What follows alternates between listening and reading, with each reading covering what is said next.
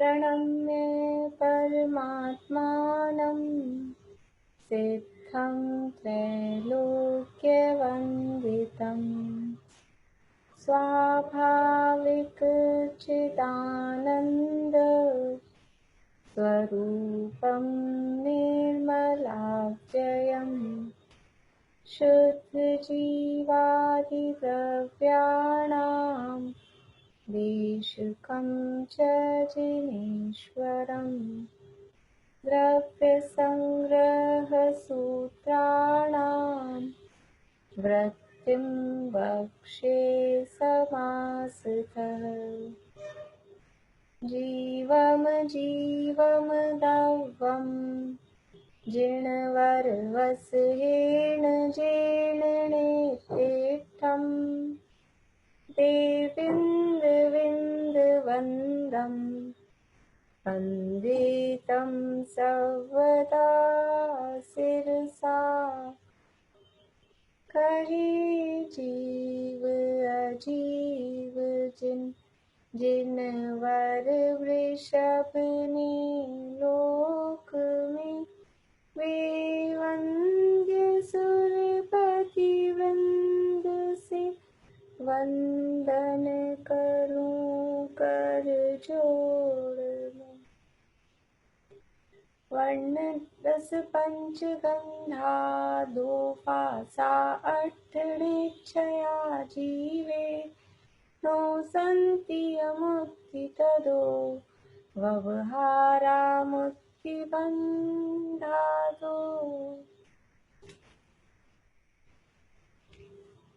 गाथाएं बोली है, निशांत बोलिए। एक मिनट। हाँ अब बोलिए। कितने नंबर से बोलूं? 11 नंबर से। पूर्वी जलते ये वाहु वनस्पत, यही है ना? हाँ।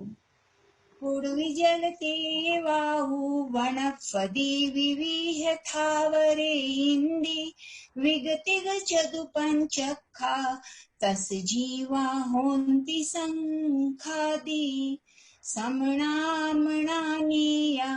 पंचेन्द्रिय निम्मणा परे सव्वे बादर सुह में इंद्री सव्वे पज्जतैदराये मग्गण गुण ठाणे हिय 14 ही हवन्ति त अशुद्धनया विन्नेया संसारी सव्वे शुद्धा हुशुद्धनया निकम्मा 8 गुणा किंचुन्ना चरम देह दो सिद्धा निकम्मा 8 गुणा किंचुन्ना चरम देह दो सिद्धा लोय गठिद्दा नीचा उपादवये ही संयुक्ता। होगा था देख के बोलिए पंद्रहवीं। देखिए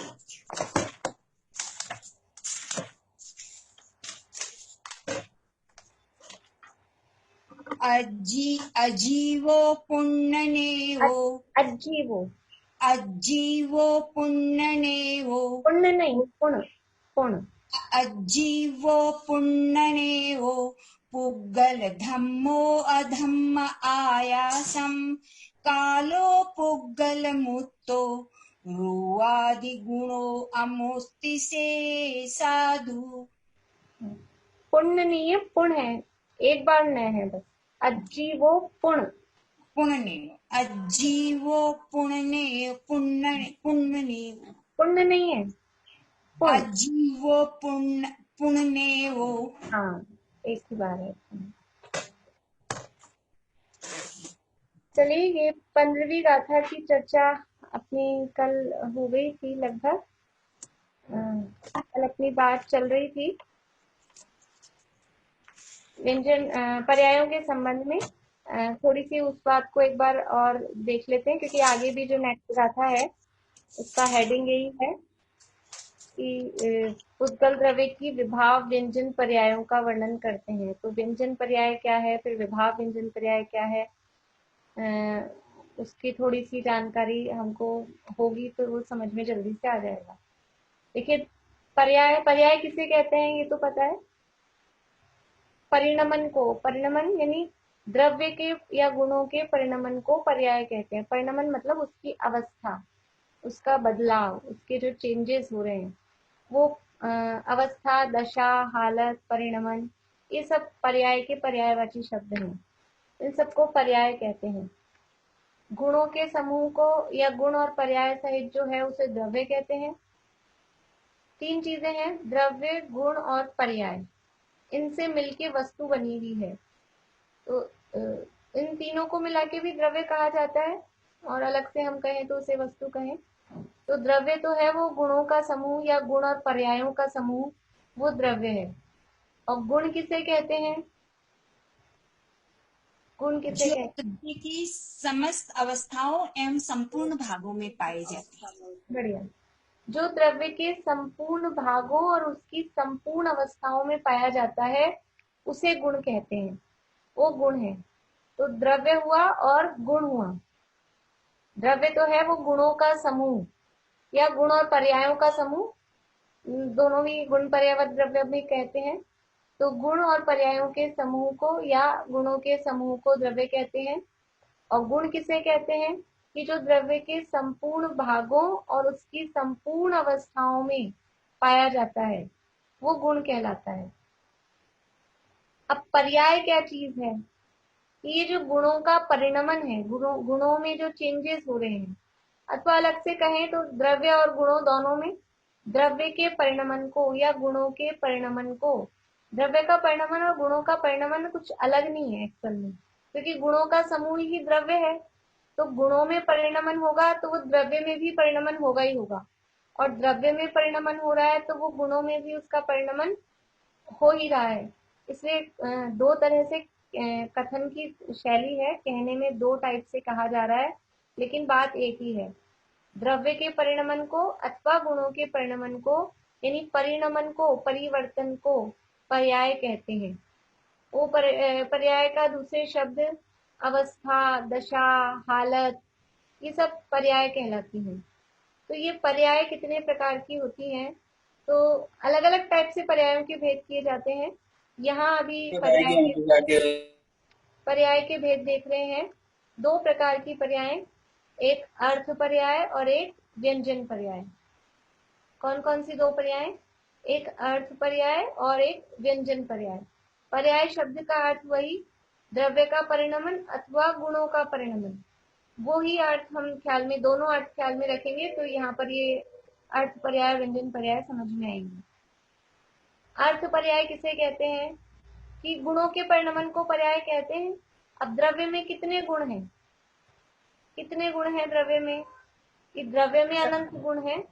तो अनंत गुणों में से एक प्रदेशत्व नाम का जो गुण है, सामान्य गुणों में प्रदेशत्व नाम का गुण है, उस प्रदेशत्व गुण को छोड़कर बाकी सारे अनंत गुणों की जो पर्याय हैं, जो अवस्था हो रही है, जो उनका परिणमन हो रहा है, वो कहलाती है अर्थ पर्याय। प्रदेशत्व गुण को छोड़कर अन्य समस्त अनंत गुणों के परिणमन को अर्थ पर्याय कहते हैं। अब सारे गुण उसमें आ गए, जो द्रव्य है, जैसे जीव द्रव्य है तो ज्ञान, दर्शन, सुख, वीर्य, प्रभुत्व, विभुत्व, अस्तित्व, वस्तुत्व, द्रव्य, सब गुणों का परिणमन वो अर्थ पर्याय कहलाता है। और व्यंजन पर्याय किसे कहते हैं, व्यंजन पर्याय कहलाता है प्रदेशत्व गुण का परिणमन, वो व्यंजन पर्याय कहलाता है। कहीं कहीं परिणमन के लिए विकार शब्द भी मिलता है कुछ कुछ शास्त्रों में। तो विकार का अर्थ, विकार का अर्थ, विकार जो हम समझते हैं गंदगी के अर्थ में, वो अर्थ यहाँ नहीं है। पर्याय को भी विकार कहते हैं। विकार का मतलब है विशेष कार्य, विशेष कार्य का मतलब है परिणमन। तो अर्थ वही हुआ, प्रदेशत्व गुण के परिणमन को व्यंजन पर्याय कहते हैं। अथवा द्रव्य के आकार, क्योंकि प्रदेशत्व गुण का परिणमन क्या है, प्रदेशत्व गुण का काम क्या है, कि जिस शक्ति के कारण द्रव्य का कोई ना कोई आकार अवश्य रहे। तो वो जो आकार है, वो आकार प्रदेशत्व गुण का काम है।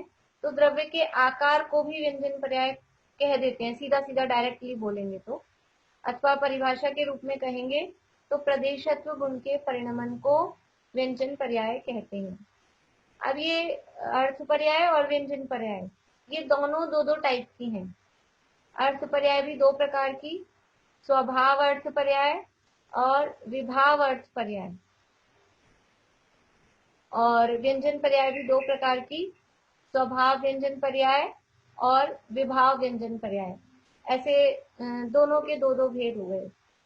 तो पहली देखते हैं हम स्वभाव अर्थ पर्याय। स्वभाव अर्थ पर्याय किसे कहेंगे कि जो पर निमित्त के बिना जो जीव की स्वाभाविक जो अन्य समस्त गुणों की प्रदेशत्व गुण को छोड़कर, अर्थ पर्याय की परिभाषा तो वही है कि प्रदेशत्व गुण को छोड़कर अन्य समस्त गुणों का परिणमन वो अर्थ पर्याय है। अब उसमें भी कि जो पर निमित्त के बिना जीव के गुणों का परिणमन हो रहा है, यानी उनकी स्वभाव रूप जो परिणमन हो रहा है, वो कहलाता है स्वभाव अर्थ पर्याय। पर निमित्त के बिना, पर निमित्त में अब समझ लीजिए कर्म आदि, जीव के संबंध में कर्म आदि भी सब उसमें लागू पड़ जाएंगे। तो पर निमित्त के बिना जो जीव के गुणों का परिणमन होता है, प्रदेशत्व गुण को छोड़कर अन्य समस्त गुणों का जो परिणमन होता है, उसे स्वभाव अर्थ पर्याय कहते हैं। और विभाव अर्थ पर्याय किसे कहते हैं कि अन्य के निमित्त सहित जो अर्थ पर्याय होती है, उसे विभाव अर्थ पर्याय कहते हैं। किसी भी अन्य के निमित्त से जो अर्थ पर्याय हुई, गुणों में जो परिणमन हुआ, उसे विभाव अर्थ पर्याय कहते हैं। उदाहरण के साथ में हम देख लें। स्वभाव अर्थ पर्याय में जैसे जीव की स्वभाव अर्थ पर्याय क्या होगी? जैसे जीव में केवल ज्ञान, जीव का जो केवल ज्ञान है वो अब किसी निमित्त से नहीं हो रहा है, तो वो जीव की स्वभाव अर्थ पर्याय है। और मति ज्ञान, श्रुति ज्ञान, मोह राग द्वेष आदि जितनी भी, समझ लीजिए अपन नयों की भाषा में कहें तो जो अनुपचरित सद्भूत व्यवहारने का विषय है, नयों की भाषा में बोलूं, ख्याल में है, ध्यान में है, जो व्यवहार नय में 4 नंबर वाला अपना नय है, अनुपचरित सद्भूत व्यवहार नय। अनुपचरित सद्भूत व्यवहार नय का विषय तो है वो स्वभाव अर्थ पर्याय। और जो उपचरित सद्भूत व्यवहार नय का विषय नहीं, अनुपचरित सद्भूत व्यवहार नय का जो विषय है, अनुपचरित सद्भूत व्यवहार नय का जो विषय मोहराग देश, मतिशुद्ध ज्ञान, अल्प विकसित और विकारी पर्याय, जिसे हमने कहा अल्प विकसित और विकारी पर्याय, वो सब है विभाव अर्थ पर्याय। तो सम्यक मतिशुद्ध ज्ञान, मतिशुद्ध अवधि मन पर्याय, ये चारों, कुमति, कुश्रुत, कुअवधि, ये तीनों, ये सब किसके अंतर्गत जाएंगे? विभाव अर्थ पर्याय। और अकेला जो केवल ज्ञान है वो स्वभाव अर्थ पर्याय। ऐसे दर्शनोपयोग में देखें तो जो केवल दर्शन है वो स्वभाव अर्थ पर्याय, और चक्षु दर्शन, अचक्षु दर्शन, अवधि दर्शन, ये सब हो गई हैं विभाव अर्थ पर्याय। तो ये जीव के संबंध में हुआ। अब पुद्गल में, पुद्गल की स्वभाव अर्थ पर्याय क्या है और विभाव अर्थ पर्याय क्या है? वैसे तो बाकी सब जगह तो पुद्गल से उदाहरण देते हैं, जीव को बताते हैं। यहाँ पर हमको पुद्गल की चर्चा चल रही है, जीव अधिकार है, तो यहाँ हमको जीव को उदाहरण बनाकर पुद्गल को समझाना है। पुद्गल की स्वभाव अर्थ पर्याय क्या होगी और विभाव अर्थ पर्याय क्या होगी? स्वभाव तो अणु हो जाएगा, अणु के परमाणु एक मिनट रुकिए, सभी एक साथ नहीं बोलिए। हाँ ज्योति जी आप बोलिए। स्वभाव अर्थ पर्याय में तो अणु हो जाएगा, अणु। हाँ। और बाकी स्कंध और स्कंध की जो भी पर्याय हैं वो विभाव अर्थ पर्याय। हाँ, अणु मतलब स्वभाव अर्थ पर्याय में यानी अणु, परमाणु की, एक अणु के जो स्पर्श, गंध, वर्ण, अनंत गुणों की जो पर्याय है, अणु यानी अणु के जो गुण हैं, प्रदेशत्व गुण को छोड़कर, और उसकी जो पर्याय है, परमाणु की जो परिणमन है, स्पर्श रस गंध वर्ण रूप, जितना भी जो भी परिणमन है, वो पुद्गल की स्वभाव अर्थ पर्याय है। और विभाव अर्थ पर्याय क्या है कि स्कंद के जो स्पर्श रस गंध वर्ण है, क्योंकि स्कंद है वो पुद्गल की विभाव रूप अवस्था है, तो स्कंद के जो भी स्पर्श रस गंध वर्ण है, समझ लीजिए अब ये अपने टेबल है, कुर्सी है, ये सब स्कंद है, तो इनका जो स्पर्श है, रस है, गंध है, वर्ण है, ये सब पुद्गल की विभाव अर्थ पर्याय है। ठीक है। अब है व्यंजन पर्याय। व्यंजन पर्याय किसे कहते हैं कि प्रदेशत्व गुण के परिणमन को व्यंजन पर्याय कहते हैं। ये व्यंजन पर्याय भी दो प्रकार की है, स्वभाव व्यंजन पर्याय और विभाव व्यंजन पर्याय। तो वही परिभाषा है, पर के निमित्त के बिना जो व्यंजन पर्याय होती है वो स्वभाव व्यंजन पर्याय है, और पर के निमित्त से जो व्यंजन पर्याय होती है वो विभाव व्यंजन पर्याय है। फॉर्मूला एक ही है दोनों में, स्वभाव और विभाव का। पर निमित्त से पर निमित्त के बिना जो हो वो स्वभाव रूप है, और पर निमित्त सहित जो हो वो विभाव रूप है। तो पर निमित्त के बिना जो व्यंजन पर्याय होती है वो विभाव व्यंजन पर्याय है, और पर निमित्त सहित जो व्यंजन पर्याय होती है वो विभाव व्यंजन पर्याय है। इस व्यंजन पर्याय के भी दो भेद हुए। अब जीव की व्यंजन पर्याय, जीव की स्वभाव व्यंजन पर्याय क्या होगी? बोलिए सुनीता आंटी। स्वभाव, आवाज ही नहीं आ रही आपकी। सिद्ध दशा, सिद्ध दशा, ठीक है। सिद्ध, जीव की जो सिद्ध पर्याय है वो स्वभाव व्यंजन पर्याय है। व्यंजन पर्याय का मतलब है वो प्रदेशत्व गुण का परिणमन, तो उसमें आकार देखेंगे, तो सिद्ध भगवान का सिद्ध रूप जो उनका आकार है, आकार है, वो कहलाएगा।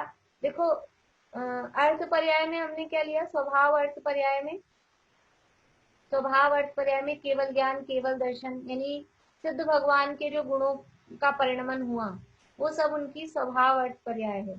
और व्यंजन पर्याय क्या होगी? स्वभाव रूप कि सिद्ध दशा का जो आकार है वो उनकी स्वभाव व्यंजन पर्याय कहलाएगी। अब जीव की विभाव व्यंजन पर्याय क्या है? विभाव व्यंजन पर्याय मनुष्य, तिर्यंश, ये सब जो आकार, मनुष्य, तिर्यंश, देव, नारकी आदि जो अवस्थाएं हैं, वो जो आकार हैं, अभी ये जो हमारे आकार हैं, मनुष्य का आकार है, उसमें भी कभी ऐसे बैठे हैं, कभी ऐसे बैठे हैं, कभी खड़े हैं, कभी लेटे हैं, ये जो हमारे सारे आकार हो रहे हैं, ये प्रदेशत्व उनका परिणमन है, ये सब विभाव व्यंजन पर्याय है। सिद्ध दशा है वो स्वभाव व्यंजन पर्याय है। इसके अलावा मनुष्य, देव, नारकी, तिर्यंश, टीटी, कीड़ा मकोड़ा, हाथी, घोड़ा, गधा, कुत्ता, जो भी अवस्थाएं आकृतियां बन रही हैं वो सब विभाव व्यंजन पर्याय कहलाती हैं। इस व्यंजन पर्याय को भी यानी दो प्रकार से कहते हैं, स्वभाव समान जातीय और असमान जातीय, उद्रव्य पर्याय के रूप में इसको कहा जाता है।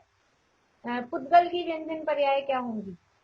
पुद्गल की भी स्वभाव व्यंजन पर्याय और विभाव व्यंजन पर्याय, ये दोनों रूप से पुद्गल में बनेगी। तो पुद्गल की स्वभाव व्यंजन पर्याय क्या होगी? परमाणु, परमाणु का जो आकार है, परमाणु रूप जो उसकी अवस्था है, वो उसकी स्वभाव व्यंजन पर्याय है, और स्कंधों का जो आकार है वो सब उनकी विभाव व्यंजन पर्याय है। ठीक है। और बहुत ज्यादा एक्सरसाइज अपन नहीं कर रहे हैं, बाकी इसमें बहुत सारे फिर एक्सरसाइज करने के लिए इसमें क्वेश्चन आंसर हो सकते हैं, कोई कोई आपको उदाहरण देके अपन पूछ सकते हैं ये क्या है, क्या अवस्था है। जैसे समझ लीजिए कि ऐसे उदाहरण में अपन ने ले लिए हैं, लेकिन क्रोध आया, जीव को क्रोध आया, तो ये क्रोध ये कौन सी पर्याय हुई, कौन सी अवस्था हुई? बोलो प्रीति। विभाव अर्थ पर्याय। हाँ, विभाव अर्थ पर्याय, क्रोध रूप दशा है वो विभाव अर्थ पर्याय हुई। ठीक है। व्यंजन भी जैसे शेप चेंज हो रहा है तो व्यंजन भी बोल सकते हैं। हाँ, लेकिन अभी क्रोध में अपन भाव को लेते हैं मुख्य रूप से, हम ऐसे कहेंगे कि जीव का वो चेहरा तमतमा रहा है, आंखें लाल हो रही है, तब फिर उसको व्यंजन पर्याय मिलेंगे। अभी क्रोध रूप परिणाम भाव ले रहे हैं तो उसमें अर्थ पर्याय को ग्रहण करेंगे। सम्यक ज्ञान रूप जो दशा है, सम्यक मतिशुद्ध ज्ञान, सम्यक मतिशुद्ध ज्ञान, बोलिए और कोई। वो भी उसी में रेखा चला। भाभी बोलिए, रेखा भाभी। विभाव अर्थ पर्याय। हाँ, सम्यक मतिशुद्ध ज्ञान है, वो भी विभाव अर्थ पर्याय है। कुअवधि ज्ञान, कुअवधि ज्ञान अर्पणा है। हाँ जी मैम। हाँ बोलिए। मैम विभाव अर्थ पर्याय। विभाव अर्थ पर्याय, ठीक है। और अनंत सुख, अनंत सुख की दशा, रजनी जी। प्रभाव अर्थ पर्याय। स्वभाव अर्थ पर्याय, ठीक है।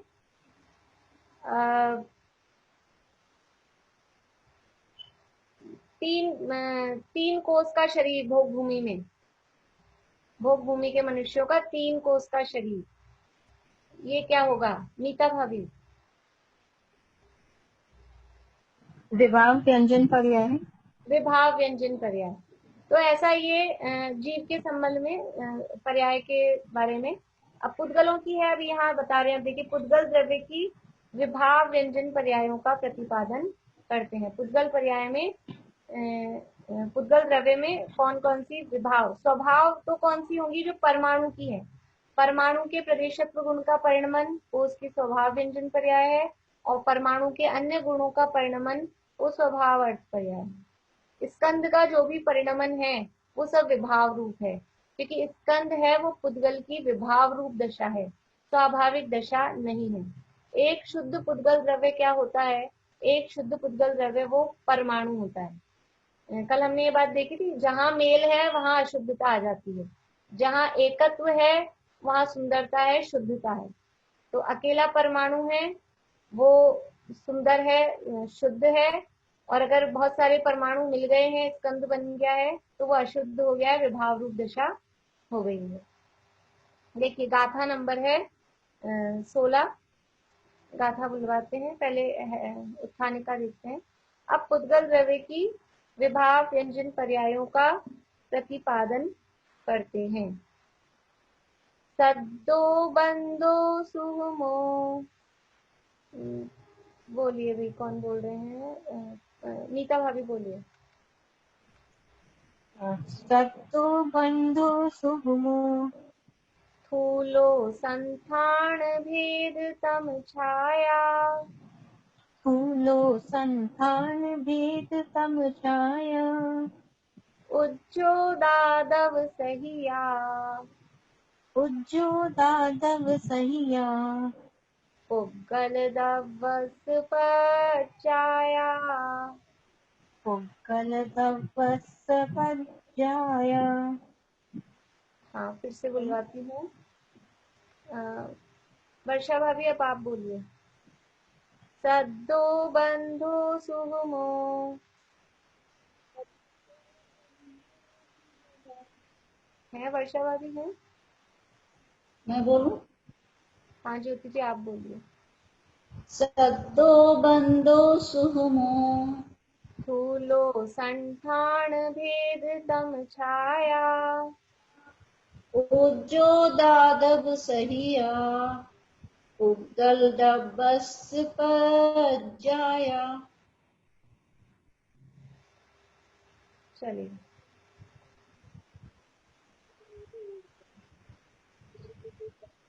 आवाज आ रही है आप लोगों को? मेरे शायद नेट स्लो हो रहा है।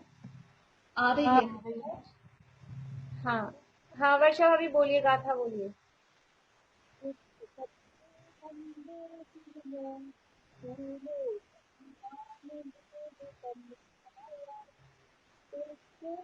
मुझे आवाज नहीं आ पा रही, आप लोगों को आ रही है आवाज? बहुत स्लो आ रही है, नहीं के बराबर। चलिए आ वंदना, रही है आवाज? आ रही है बराबर। ठीक है, वंदना भाभी आप बोलिए गाथा।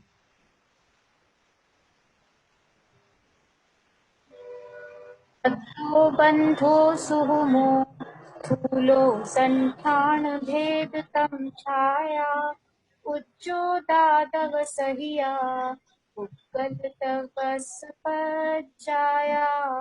बढ़िया। सद्दो, सद्दो यानी शब्द। देखिए हमने एक सूत्र पढ़ा है 5वें अध्याय में, चतवार सूत्र में, वही सूत्र के समझ लीजिए, उस सूत्र को गाथा के रूप में लिखा है। शब्द बंध सौक्ष्म स्थौल्य संस्थान भेद तमस छाया तपोद्योत वंतश्च। उद्गल द्रव्य की पर्यायों का वर्णन वहाँ 5वें अध्याय। अभी समझ लीजिए चतवार सूत्र का 5वां अध्याय चल रहा है।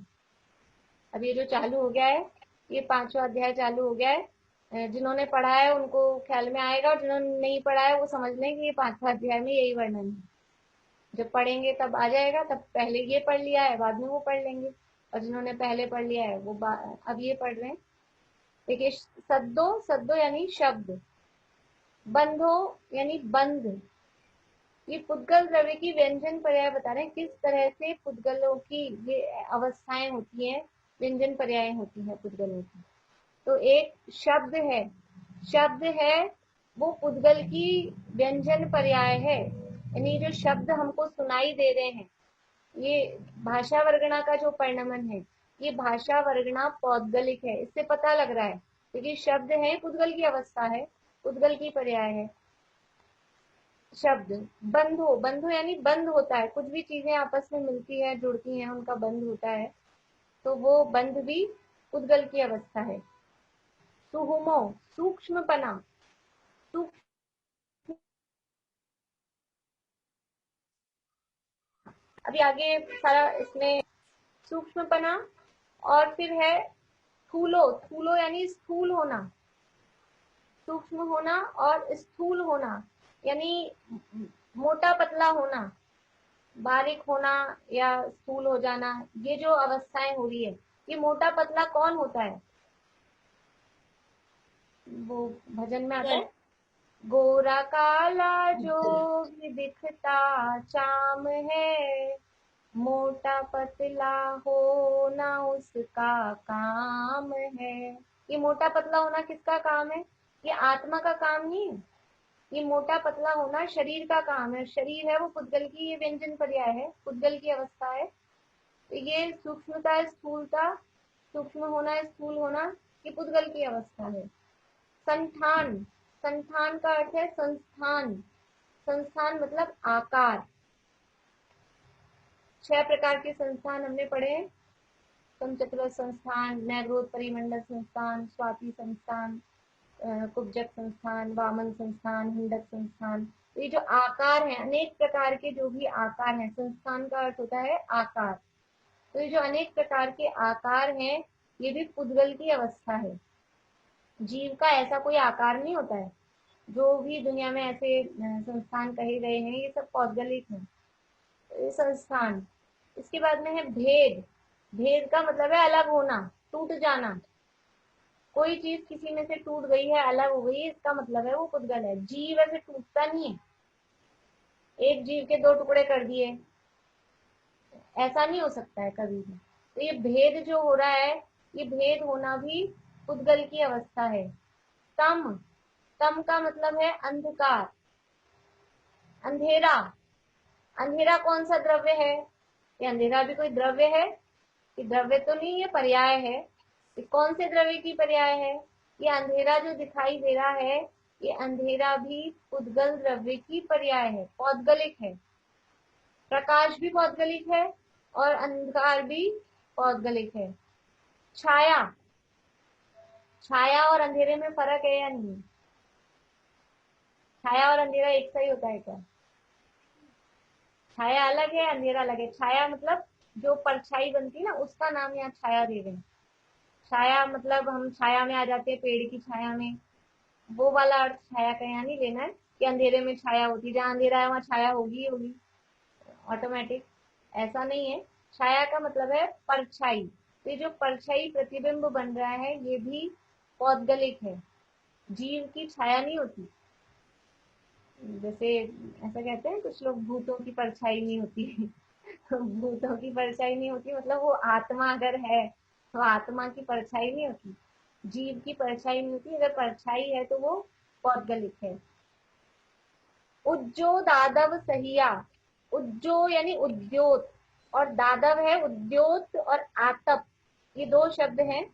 उज्जो, उज्जोत दादव यानी उद्योत, नीचे संस्कृत में देखेंगे तो समझ में आ जाएगा जल्दी से। उद्योत और आतप और सहिया यानी सहिता यानी उससे सहित। उद्योत आतप से सहित, सहित तो सबके साथ ही लगाना है। उद्योत क्या कहलाता है और आतप, उद्योत का मतलब है जो शीतलता है वो कहलाता है उद्योत। चंद्रमा के जो बिंब हैं उसमें उद्योत नाम कर्म का उदय है। चंद्रमा का जो दिखाई देता है हमको बाहर से, उसका जो स्वरूप, चंद्रदेव नहीं, चंद्रमा का जो बिंब है, जो वो ज्योतिष देवों का विमान है, उस वो विमान है, वो एक इंद्रिय जीव है, पृथ्वी का एक इंद्रिय जीव है। और उस पृथ्वी का एक इंद्रिय जीव में उद्योत नाम कर्म का उदय है। तो उस उद्योत नाम कर्म से क्या होता है कि वो अंदर भी शीतल होता है और उसकी जो प्रभा है, उसकी जो किरणें हैं, उसका जो प्रकाश है वो भी शीतल होता है। बाहर से भी शीतल, अंदर से भी शीतल, ये ऐसा उद्योत कहलाता है। तो उद्योतपना जो है, शीतलता, ये शीतलता भी पौद्गलिक है, स्पर्श गुण की अवस्था है। शीतल ठंडा गर्म होना स्पर्श गुण की अवस्था है, इसलिए ये भी पौद्गलिक है। और है आतप, आतप का मतलब है कि जिसकी प्रभा, रोशनी, प्रकाश वो गर्म हो, जैसे सूर्य, सूर्य का जो वही विमान है, ज्योतिष देवों का जो विमान है सूर्य बिंब, उसकी प्रकाश, उसकी प्रभा कैसी है, वो गर्मी प्रदान करती है। अंदर से वो एकदम ठंडा है लेकिन उसके बाहर से क्या निकलती है, गर्मी। जैसे हमारा फ्रिज होता है, फ्रिज है या एसी है, तो अंदर फ्रिज के अंदर खोलेंगे तो अंदर ठंडक ही ठंडक है, लेकिन बाहर की बॉडी पे हाथ लगाएंगे या पीछे की तरफ हाथ लगा दिया तो क्या लगेगा, वहां गर्मी होती है। ऐसे एसी का भी जो बॉडी होती है, बॉडी के पास से गुजर जाए तो एकदम मतलब वो गर्मी फेंकता है, और एसी जहाँ लगा हुआ है अंदर कमरे में वहां ठंडक होती है। तो ऐसे ये उद्योत नाम कर्म के उदय से वो जो सूर्य बिंब में, सूर्य के विमान में जो एक इंद्रिय जीव है, पृथ्वी का एक इंद्रिय जीव, उनके ये आतप नाम कर्म का उदय होता है। और उस आतप के कारण जो प्रभा है वो गर्मी वाली, अपन बोलते हैं आतप लग रहा है, आतप का सीधा सीधा अर्थ है गर्मी, उद्योत का अर्थ है शीतलता। तो गर्मी और शीतलता ये भी पुद्गल की अवस्थाएं हैं, पुद्गल के पर्याय हैं। तो इन सबसे जो सहित है ये पुद्गल दव्वस पज्जाया, ये पुद्गल द्रव्य की पर्याय हैं। पुद्गल दव्वस यानी पुद्गल द्रव्य की पर्याय हैं। फिर से बोलते हैं गाथा, गाथा कौन बोलेंगे अब? हाँ रेखा भाभी आप बोलिएगा। सद्दो बंधो सुगमो, सत्तो बंधो सुहमो, फूलो संठान भेद तम छाया, फूलो संठान भेद तम छाया, उच्चो दादव सहिया, उच्चो दादव सैया, उगल दवस पाया। पुग्गल दव्वस पज्जाया। हाँ गाथार देखते हैं। शब्द बंध सूक्ष्म स्थूल संस्थान भेद तम छाया उद्योत और आतप ये पुद्गल द्रव्य की पर्याय हैं। ये सब पुद्गल द्रव्य की पर्याय हैं, पुद्गल द्रव्य की अवस्थाएं हैं। यानी हमको ऐसा लगे कि कुछ इसमें जीव का भ्रम नहीं हो जाए। ये गाथा पढ़ के अभी आगे इसमें भावार्थ भी बताएंगे, तात्पर्य क्या है बताएंगे, कि हमको इन चीजों में हम कहीं इनको जीव ना समझ लें, जीव का भ्रम नहीं हो जाए। ये जहां भी शब्द है, बंध है, सूक्ष्मता है, स्थूलता, आतप, उद्योत, इस तरह की जो भी चीजें दिखाई दे रही हैं, ये सब उद्गल की पर्याय है, पौद्गलिक हैं। इसमें जीव का रंच मात्र भी कुछ भी नहीं है। इसमें उज्जो दादव का दोबारा समझा दीजिए अर्थ। उज्जो दादव, उज्जो दादव ये उद्योत और आतप। अब वो आतप को प्राकृत में आदव बोला है, आदव। तो उज्जोद और आदव ऐसे हैं प्राकृत में शब्द, उज्जोद आदव, और संस्कृत उनका बनता है उद्योत और आतप। ठीक है। ठंडा गर्म। हाँ, देखिए टीका। गाथा बुलवाएं क्या अभी सबसे? चलिए एक बार गाथा बोल लीजिए आप लोग। हाँ, इधर से शुरू करिए। सुधा जी पाटनी बोलिए गाथा। तत्तो बंधो सुहुमो तोलो सठान भेद तम छाया पूजो दादव सैया पुगल दवस पर जाया। हाँ, सुलोचना भाभी। वो हम लोगों को उसके हाथ नहीं लगाना अभी। अच्छा, तो ठीक है। और कितने दिन तक हम लोग इसमें पीडीएफ में देख सकते हैं क्या मोबाइल में? क्या समस्या, मतलब क्या? डेथ हो गई है किसी की, सूतक या पातक जो लग जाता है, तो वो कितना, मतलब वो कितनी दूरी का रिलेशन है, कैसा है वो आप देख तो लीजिए, नहीं तो 6 दिन पीडीएफ तक तो रखना है। तो हाँ, मोबाइल में पीडीएफ 6 दिन तक रखना है। नहीं पीडीएफ तो देख सकते हैं, पीडीएफ में कोई दिक्कत नहीं है। ठीक है।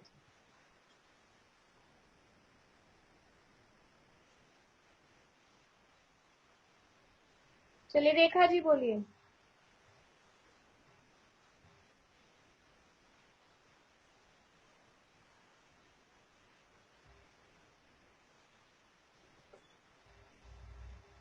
तद्दो बंधो सुहुमो थूलो संठान भेद तम छाया उज्जो दादव सैया उगल दवस पर जाया। सुनीता आंटी, इनके बाद मीनू जी। बोले सद्दो बंदो सुमो थुल्लो संठान भेद तम छाया उजो दादो सैया उगल दवस पज्जाया। सद्दो बंदो सुहमो थूलो संठान भेद तम छाया उच्चो दादव सहिया उगल दवस पर जाया। हाँ, रजनी जी, और इनके बाद अर्पणा जी। सद्दो बंदो सुमो सूलो संठान भेद तम छाया उज्जो दादव सैया उगल तपस पचाया। सद्दो बंदो सुमो फूलो संखान भेद तम छाया उजो दादव सैया उगल दवस पर जाया। सविता आंटी, इनके बाद प्रीति। सद्दो बंदो सुमुहो थूलो संठान भेद तम छाया उज्जोद दादव सैया उगल दस पंजाया। उगल दवस, दवंत दवस उगल दवस, दवस। उगल दवस, हाँ, उगल दवस पंजाया बच्चा पचाया। हाँ, सद्दो बंधो सुहमो थूलो संठान भेद तम छाया उज्जो दादव सहिया उगल दवस पजाया। निशा आंटी। सद्दो बंधो सुहुमो थूलो संठान भेद तम छाया उज्जो दादव सहिया उगल दवस पजाया। ठीक है, अब जो लोग रह गए हैं अपन कल करेंगे, वरना काफी लोग हैं तो आधे लोग कल बोल लेंगे। मैं पूछ लूंगी, ध्यान रहेगा जिनसे। देखिए टीका देखते हैं थोड़ा सा। शब्द बंध सूक्ष्मता स्थूलता संस्थान भेद तम छाया आतप और उद्योग उद्गल द्रव्य की पर्याय हैं। अब विस्तार करते हैं। तो सबसे पहला है शब्द। शब्दों का प्रभेद यहाँ बता रहे हैं। भाषात्मक और अभाषात्मक के भेद से शब्द दो प्रकार के हैं। वहाँ अक्षर रूप और अनक्षर रूप भेद से भाषात्मक शब्द के दो भेद हैं। उनमें भी संस्कृत, प्राकृत, अपभ्रंश, पिशाची आदि भाषा के भेद से आर्य अथवा म्लेच्छ मनुष्यों के व्यवहार के कारण अक्षरात्मक भाषा अनेक प्रकार की है। अनक्षरात्मक भाषा दो इंद्रियादि तिर्यंच जीवों में और सर्वज्ञ की दिव्य ध्वनि में होती है। अभाषात्मक शब्द भी प्रायोगिक और वैशेषिक के भेद से दो प्रकार का है।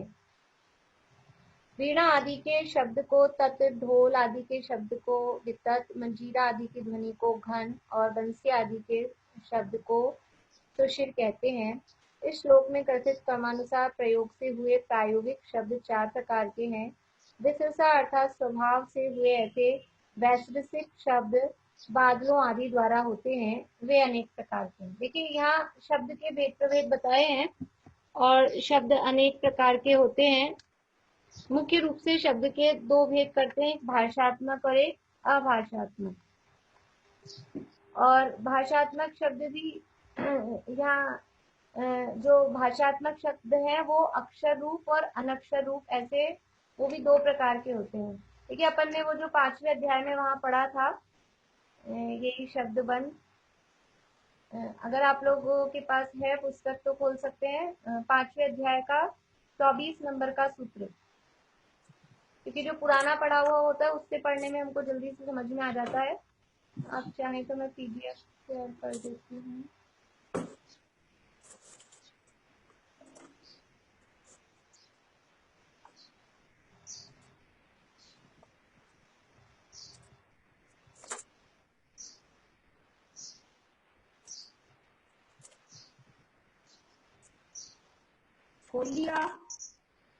खोल लिए सभी ने?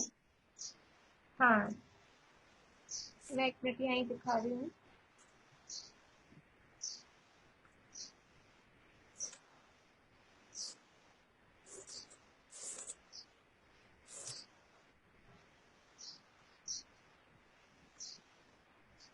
देखिए आप लोग स्क्रीन पे भी देख सकते हैं। स्क्रीन पे दिखा दीजिए। नहीं दिख रहा? रुकिए अब मैं शेयर करती हूँ। बुक खोल ली दीदी हमने। अब दिखाई दे रहा है? हाँ आ गया। देखिए ये सूत्र है जो अभी हमने सूत्र बोला था, सीधा हम ये पढ़ते हैं। शब्द दो प्रकार के होते हैं, भाषा रूप और अभाषा रूप। भाषा रूप शब्द भी दो प्रकार के हैं, अक्षर रूप और अनक्षर रूप। तो मनुष्यों के व्यवहार, देखिए हम यानी जो दो प्रकार के शब्द कह रहे हैं, एक भाषा रूप और एक अभाषा रूप।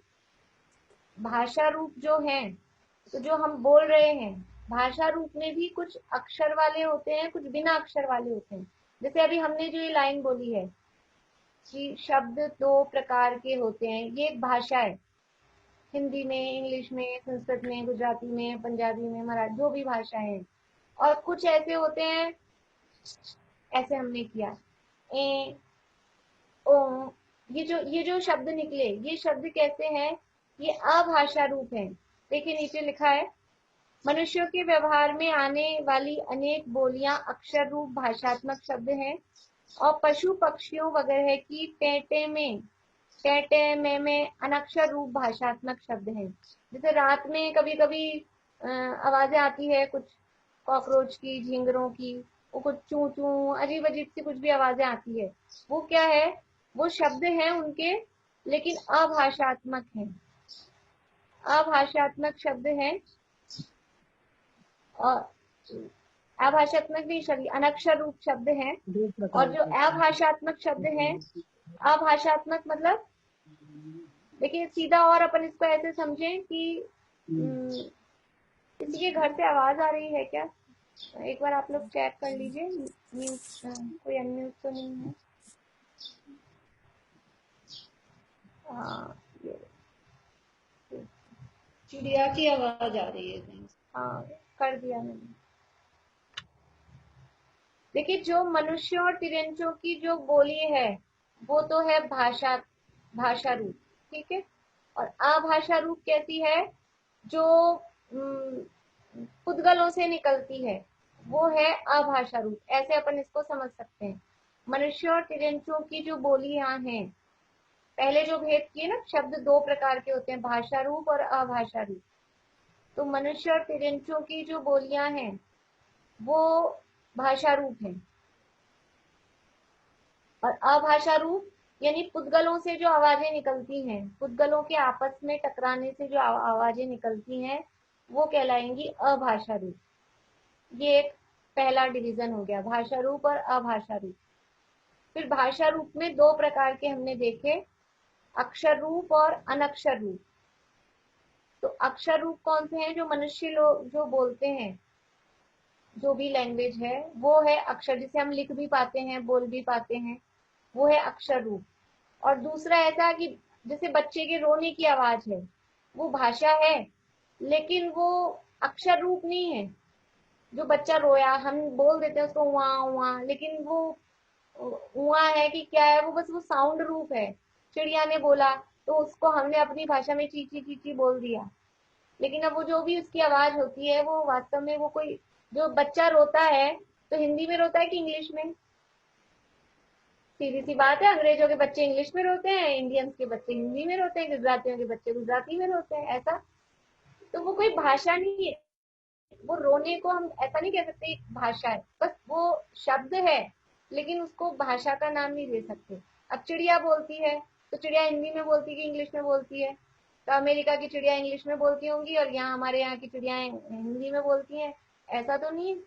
वो उनकी बस भाषा, शब्द है और उनकी भाषा है।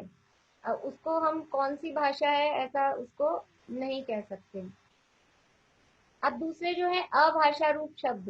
तो अभाषा रूप शब्द जो पुद्गलों से आपस में निकल रहे हैं, जैसे कि दो पुद्गल मंजीरा बजाते हैं, तो वो दो पुद्गल आपस में टकराए तो उससे जो शब्द निकल रहे हैं वो कहलाएंगे अभाषा रूप शब्द।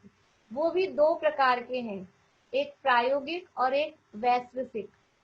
प्रायोगिक का मतलब है जो किसी पुरुष के प्रयत्न से अपने आप नहीं निकल रहे हैं, उसमें कोई जीव या यानी मनुष्य या तिर्यंश का कोई एफर्ट दिखाई दे रहा है, उसका कोई प्रयत्न दिखाई दे रहा है, वो कहलाते हैं प्रायोगिक।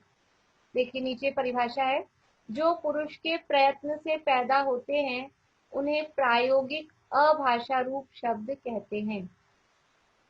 जो पुरुष के प्रयत्न से पैदा होते हैं उन्हें प्रायोगिक अभाषा रूप शब्द कहते हैं। और जो बिना पुरुष के प्रयत्न के मेघ आदि की गर्जना से उत्पन्न होते हैं उन्हें वैश्विक का मतलब होता है स्वाभाविक, नेचुरल। वैश्विक शब्द का अर्थ होता है नैसर्गिक, प्राकृतिक, स्वाभाविक, इंग्लिश में कहें तो नेचुरल। वो अभाषा रूप शब्द कहते हैं। अभी पुद्गलों के टकराने से, पुद्गल दो टाइप से टकराते हैं। एक तो ऐसे कि अपने आप कोई पुद्गल, जैसे बादल हैं, बादल आपस में टकराते हैं उससे आवाजें निकलती हैं, तो ये मेघ गर्जना, बिजली की कड़कने की जो आवाजें हैं ये नेचुरल हैं, स्वाभाविक हैं। वो चला के किसी ने बादलों को टकराया नहीं है, चला के किसी ने बिजली को टकराया नहीं है। तो वो जो शब्द आ रहे हैं वो शब्द हैं वैश्विक अभाषा रूप। लेकिन हमने यहाँ टेबल पे टप टप ये हमने चला के किया, तो ये भी पुद्गलों के टकराने से आवाज निकली। ये हमने ताली बजाई तो ये भी एक पुद्गल है, ये भी पुद्गल है, इनको टकराने से आवाज निकली, लेकिन ये हमने बुद्धिपूर्वक ऐसा आवाज निकाली। तो जो कोई पुरुष मतलब कोई भी मनुष्य है या तिर्यंश है, वो बुद्धिपूर्वक कोई इस तरह से पुद्गलों को टकराकर आवाज निकाले तो वो कहलाता है प्रायोगिक अभाषा रूप शब्द। और जो बिना पुरुष के प्रयत्न के अपने आप स्वाभाविक रूप से पुद्गलों की आवाजें निकल रही हैं वो वैश्विक अभाषा रूप शब्द कहलाते हैं। अभी देखिए अपनी वापस से इसमें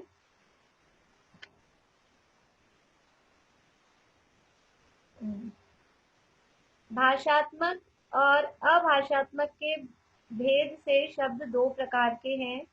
वहाँ अक्षर रूप और अनक्षर रूप भेद से भाषात्मक शब्द के दो भेद हैं।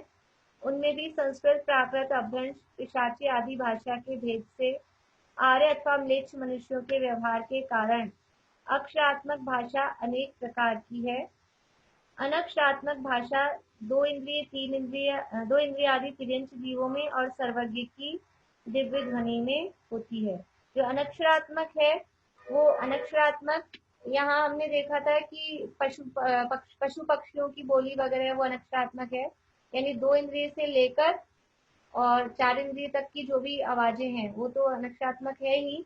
इसके अलावा पशु और भी जो पंचेंद्रिय पक्षी वगैरह हैं, पशु हैं, गाय समझ लीजिए, गाय की जो आवाज है, हाथी का चिंगाड़ना है, ऊंट का, घोड़े का, गधे का, जिनकी भी जो भी आवाजें हैं वो अनक्षर रूप भाषा कहलाती है।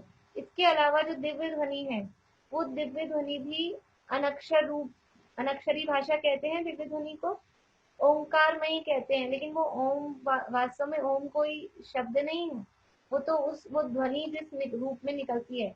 जैसे बच्चे के रोने को मुआ मुआ हमने शब्द दे दिए, ऐसे ही वो ओंकार में वो जो ध्वनि, दिव्य ध्वनि जो निकलती है उसमें से हमको ऐसा फील होता है, ओम जैसा फील होता है, इसलिए हमने उसको ओंकार में ही भाषा कह दी। वास्तव में वो अनक्षरी भाषा, दिव्य ध्वनि अनक्षरी होती है। ये थोड़ा सा हमने आप लोगों को ध्यान आ रहा हो तो जब हमने योग मार्गणा पढ़ी थी तो जो सत्य असत्य उभय अनुभय जो वचन योग और मनोयोग के भेद देखे थे, तो अनुभय भाषा वचन योग के भेदों में वो अनुभय 13वें गुणस्थान तक भी अनुभय वचन योग है। तो अनुभय भाषा ही अनक्षरी भाषा होती है, वो अनुभय भाषा कहलाती है। तो दो इंद्रियादि तिर्यंच जीवों में और सर्वज्ञ की दिव्य ध्वनि अनक्षर भाषा रूप होती है। अभाषात्मक शब्द प्रायोगिक और वैश्विक के भेद से दो प्रकार के हैं। यहाँ कोई श्लोक दिया है, ततम वीणादिक गेयम विततम पटहादिकम घनम तु कांस्य तालादि सुशिरम वंशादिकम विदुः। कि वीणा के जो शब्द है, वीणा के शब्द को तत् कहते हैं। वीणा में जो निकलती है ना साउंड, वीणा बजाई, उसकी साउंड को वो जो म्यूजिशियन है उसको तत् शब्द कहते हैं। और ढोलक बजाई, ढोलक का जो साउंड होता है वो म्यूजिक वालों की भाषा में उसको कहते हैं वितत, संगीत की भाषा में उसको कहते हैं वितत। मंजीरा की ध्वनि को घन, मंजीरा बजाया तो उसकी जो साउंड आती है उस साउंड का नाम है घन। और बंसी, बांसुरी बजाई तो बांसुरी की जो साउंड निकलती है उसको बोलते हैं सुषित। तो ये जो तत्व, वितत, घन और सुषित ये है प्रायोगिक, क्योंकि ये अपने आप नहीं बजती, पड़ी पड़ी बांसुरी बज जाए, पड़ा पड़ा ढोलक बज जाए, वो कोई बजाएगा तभी बजेगी। तो वो है, ये प्रायोगिक शब्द हैं। तो ये प्रायोगिक शब्द चार प्रकार के हैं, तत्व, वितत, घन और सुषित। और विसृसा शब्द कहीं पढ़ा है हमने? और द्रव्य संग्रह में ही पढ़ा है। छोड़ गई, बढ़िया बढ़िया। विश्व छोड़ गई जो दूसरी गाथा में हमने पढ़ा ना, विसृसा ऊर्ध्व गति, वहां संस्कृत उसकी विश्व छोड़ गई की संस्कृत बनी थी विसृसा। विसृसा का मतलब है स्वभाव से ही। तो यहाँ विसृसा अर्थात स्वभाव से हुए ऐसे वैश्विक शब्द बादलों आदि द्वारा होते हैं और वो अनेक प्रकार के हैं। देखो पुद्गलों की बात चल रही है तो थोड़ा बहुत पुद्गलों का बताया। हमको ज्यादा इंटरेस्ट नहीं आता पुद्गलों में, क्योंकि अपने को तो अपन जीव है, हमको जीव को समझना है। फिर भी यहाँ थोड़ी बहुत पुद्गलों की बात बताई है कि शब्द किस प्रकार के होते हैं।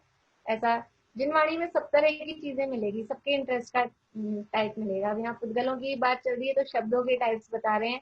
और शब्दों में भी आप देखो कि ये प्रायोगिक शब्दों के भी टाइप, हम भले ही संगीत शास्त्र नहीं पढ़े हों लेकिन चार प्रकार के शब्द संगीत शास्त्र के, तत्व, वितत, घन और सुषित, ये यहाँ हमको पता चल गए हैं।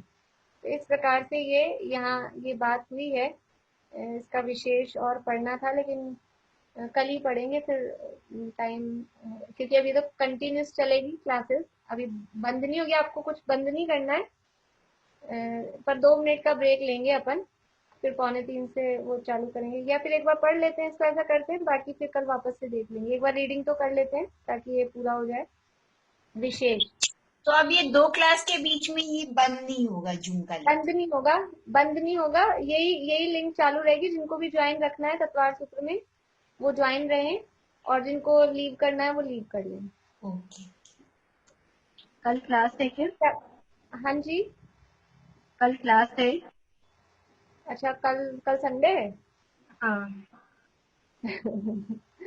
रखनी है क्या क्लास, बताइए। मंडे से रख लें, संडे को सब रहते हैं घर पे। रहने देते हैं, छुट्टी रखते हैं, मुझे भी पेपर का कुछ काम है तो मुझको भी टाइम यही मिलेगा, छुट्टी रखते हैं, सब फ्री रहें आप लोग, जो लोग फ्री रहेंगे वो अपनी पढ़ाई कर लें, एग्जाम की तैयारी कर लें। इसकी एग्जाम कब रखना है अपने को? दीदी इसमें टाइम दे के रखना प्लीज। 8-10 तारीख तक रख लें। ठीक। सैटरडे। हाँ, सैटरडे संडे देख लेंगे, 8-10 तारीख के आसपास, तो सैटरडे अगले सैटरडे रख लें। सैटरडे रख लेंगे, अगले सैटरडे। तो अभी पहले तो मोक्षा प्रकाशक का है, आप लोग भी जो कोई देना चाहे, मोक्षा प्रकाशक के मैंने प्रश्न भेजे हैं तीसरे अधिकार के, उन प्रश्नों को के आंसर आप तीसरे अधिकार में से ढूंढ लीजिए, वही प्रश्नों में से ही 50 प्रश्न आएंगे, तो किसी को अगर इच्छा हो 8-10 दिन में तीसरे अधिकार का स्वाध्याय करने की, तो उसके आधार पे कर सकते हैं। ठीक है, डेट फिर अपन और फाइनल कर लेंगे देख के, डे वगैरह। चलो अब ये कल ही पढ़ेंगे, फिर बाद में पढ़ेंगे। ठीक है, अभी सबके लिए है क्या? हाँ जी, ये आप अभी बोले, मैंने अभी खोला है, क्या सबके लिए है क्या? क्या वो आंटी, अभी क्लास क्या पहले वाली क्लास चल रही थी, कंटिन्यू रहेंगी अब क्लासेस।